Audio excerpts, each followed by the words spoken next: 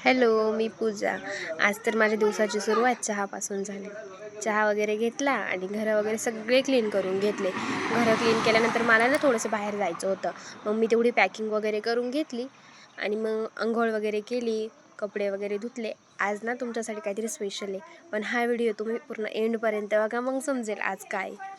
तर आहे ना, मग मी कपडे वगैरे धुतलेले होते, ते सुकवून घेतले आणि मग भांडे वगैरे घासले, जेवण केलं.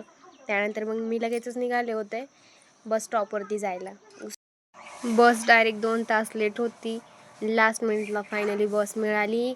मग बसमध्ये बसले, 6ला आले. तिथं माझे क्लास आहेत, मी मेकअपचे आणि हेअरचे basic to advance course start केलेला आहे. तिथं माझ्या काही स्टुडंट आलेल्या होत्या, 2च आल्या होत्या, बाकीच्या ॲब्सेंट होत्या फर्स्ट डेलाच.